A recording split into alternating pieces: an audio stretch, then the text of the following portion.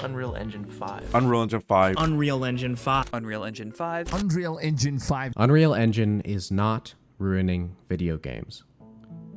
2.5 years ago, I made my entrance to the internet with a video titled, Unreal Engine is Ruining Video Games. And after years of development in the industry and in myself as a developer, I want to come out and say that I was wrong about a lot of stuff.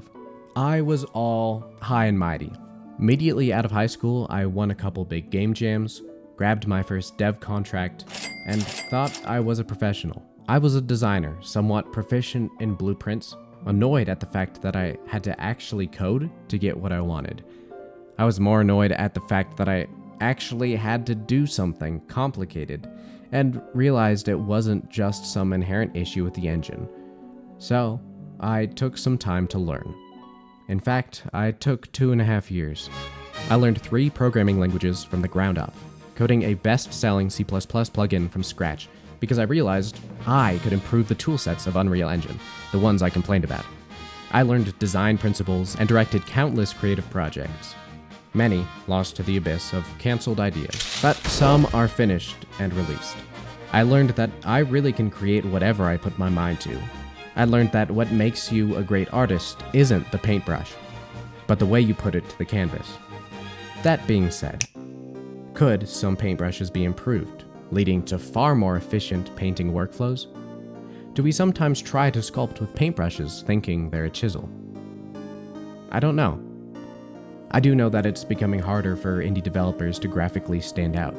I know that because we have to work around the engine's architecture, that it becomes more cost-efficient to produce an asset flip game than something actually visually interesting. This is me from the future. I just wanted to clarify that I don't think asset flips are inherently a bad thing. There are plenty of games that use pre-made assets to the greatest extent of them and look beautiful and you would never notice. The point that I was getting at is that it's somewhat of a trap that developers can get stuck in defining their own visual style when they have to rely on asset packs. I don't agree with many of my original points, but I still think that we used to have so much diversity in games.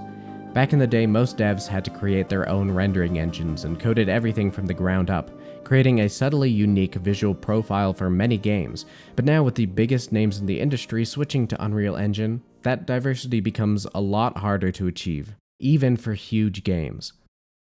And still, people create games that are absolutely revolutionary. I wanted it to be easy to make something revolutionary, but the truth is, to make something revolutionary, you have to be revolutionary. You have to push through to make a path for yourself. The reason the games I admire are what they are is because teams put their heart and soul into making their game revolutionary. And there are so many brilliant examples of revolutionary games made in Unreal Engine alone. Till I drive you away. I know what you'll say. You say, oh, someone you know.